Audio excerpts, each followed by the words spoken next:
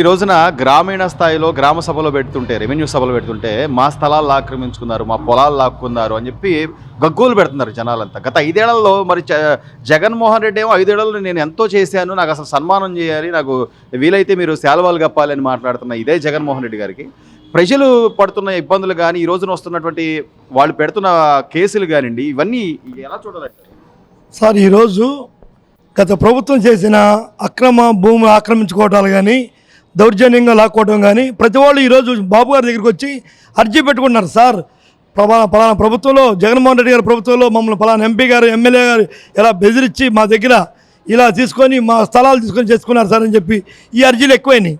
ఇలాంటి బాబు గారు సహించడు. మా పార్టీలో కూడా ఎవరైనా తప్పు చేస్తే కూడా ఒప్పుకోడు.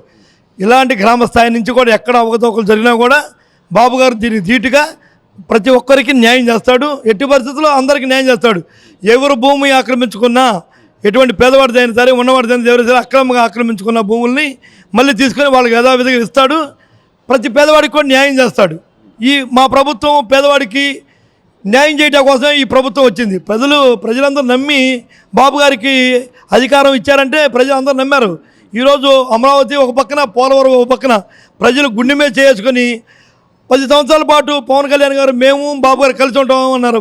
బాబు గారు 10 సంవత్సరాల పాటు సీఎంగా ఉంటే మన రాష్ట్ర అభివృద్ధి తెలంగాణకి పోటీగా, తెలంగాణను మించి అభివృద్ధి కార్యక్రమం ఉండిద్ది. ఇటు పోలవరం కానీ, ఇటు అమరావతి కానీ, మనది ఆంధ్రప్రదేశ్ మాత్రం బాబు గారు తీర్చిదిద్దాడు. తెలంగాణను ఏ విధంగా ఈరోజు తెలంగాణ ఈ విధంగా ఉందంటే అది బాబు గారి పుణ్యం వల్లే. ప్రతి ఒక్కళ్ళు చెప్తారు. అసలు కేటీఆర్ కూడా చెప్పాడు, ఈరోజు ఇలా ఉందంటే అది చంద్రబాబు నాయుడు గారి వల్లే అని చెప్పి కేటీఆరే ఒప్పుకున్నాడు. ఆయన విజన్ వల్లే ఒప్పుకున్నాడు. సో ఈ నేపథ్యంలోనే సార్, అంటే మీరు అంటున్నారు కూటమి ఇంకో 10 సంవత్సరాలు ఖచ్చితంగా కలిసే ఉంటుంది అని. విజయసాయిరెడ్డి గారు మాత్రం కూటమిలో ఎప్పుడు చిచ్చు పెడదామా అని చెప్పి, ఆయన ఎప్పుడు విడిపోద్దా అని ఆయన ఎదురు చూస్తున్న నేపథ్యం. మరోవైపు నుంచి మళ్ళీ మేము 5 ఏళ్ల తర్వాత అధికారంలోకి వస్తాం, అప్పుడు దాకా బ్రతికుంటే అరెస్ట్ చేస్తామని ఆయన మాట్లాడే విధానాన్ని, అంత చులకనగా మాట్లాడే విధానాన్ని ఎలా చూడాలి? విజయసాయిరెడ్డి తన స్థాయికి తగ్గిన మాటలు మాట్లాడుకున్నాడు. అతను ఆ చిల్లర ట్రిక్స్ ఉపయోగిస్తున్నాడు. ఒక ఎంపీ అయి ఉండి, ఒక సలహాదారుడు అయి ఉండి, నువ్వు జగన్మోహన్ రెడ్డికి సెకండ్ జగన్మోహన్ రెడ్డిగా ఉంటావు. నువ్వు ఆ తప్పుల్ని ఖండించి ఇప్పుడైనా మన తప్పులు తెలుసుకొని రాష్ట్రాన్ని అభివృద్ధి చేయాలి అని చెప్పి నీ తప్పులు సరి చేసుకోవాలి. కానీ మళ్ళీ మేము అధికారంలోకి వస్తాం, మీరు అధికారంలో వస్తారని మీరు అనుకుంటే కొంత ప్రజలు ఇవ్వాలండి. ప్రజలు ఇవ్వాలి. కానీ నువ్వు అధికారంలో వస్తా అంటే, నేను అధికారంలో వస్తా అంటే అది కుదిరే పని కాదు. నిన్ను ప్రజలు మిమ్మల్ని కాదనకని మీకు 11 సీట్లు ఇచ్చారు. మీకైనా ఇంకా బుద్ధి రాట్లా. మీరు ప్రజల మీద ఎప్పుడైనా సరే మీరు ప్రతిపక్షంలో ఉన్నారు. ప్రతిపక్షంలో అసెంబ్లీలు రాలేక ప్రతిపక్ష హోదా ఉంటేనే అసెంబ్లీకి రావాలా?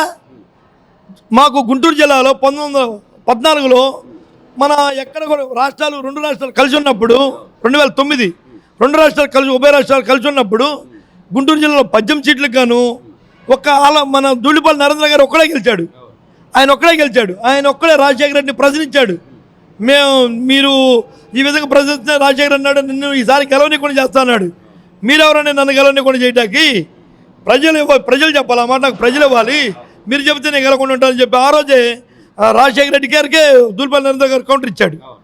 ప్రజలు ఇవ్వాలండి, ఏదైనా అధికారం ఇవ్వాలంటే ప్రజలు ఇవ్వాలి.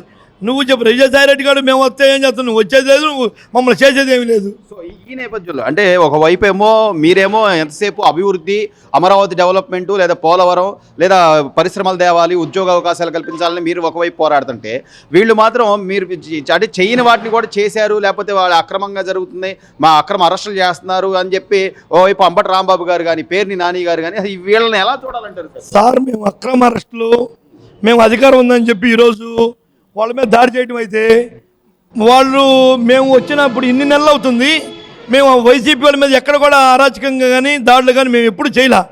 అదే మా బాబు గారు విజన్ అది. మేము చేసి తప్పు చేసినా కూడా మమ్మల్ని కూడా పక్కన చేస్తాడు. మేము ఎంత సీనియర్లు అయినా సరే తప్పుని బాబు గారు ఊరుకోడు. అదే వాళ్ళు అధికారంలో వస్తే ఈరోజు టీడీపీ వాళ్ళు ఒక కార్యకర్త కానీ, ఒక నాయకుడు కానీ బతికేవాళ్ళు కాదు, రోడ్ల మీద తిరిగేవాళ్ళం కాదు, గుండె ధైర్యంతో ఎక్కడ ఉండేవాళ్ళు కాదు. భార్యాభర్తలు వదిలిపెట్టి మేము ఇతర దేశాలకి, లేదా ఇతర రాష్ట్రాలకి మేము వెళ్ళాల్సి వచ్చేది. ఈరోజు టీడీపీ వచ్చింది, ఇన్ని రోజులు అవుతుంది, ఎక్కడ కూడా వైసీపీ వాళ్ళ మీద కానీ దాడులు కానీ టీడీపీ వాళ్ళు ఎక్కడ చేసిన దాఖలు లేవు.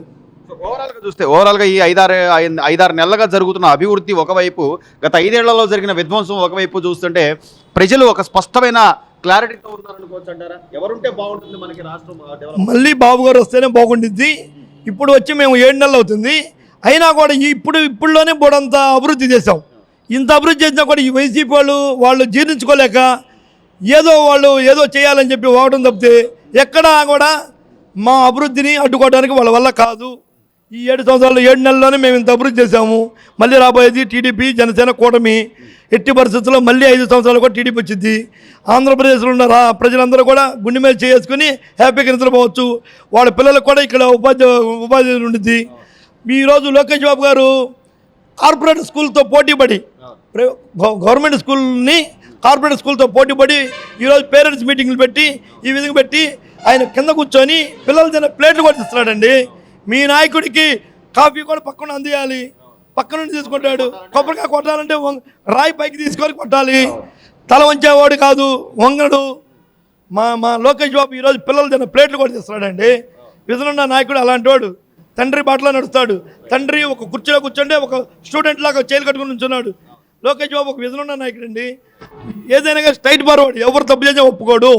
లోకేష్ బాబు నియోజకవర్గంలో నేను ఒక గుంటూరు పార్లమెంట్ ఉపాధ్యక్షుడిని. మా నాయకుడు మేము తప్పు చేసాం కానీ ఒప్పుకోడు. మేము తప్పు చేసామంటే మమ్మల్ని పక్కన పెట్టేస్తాడు.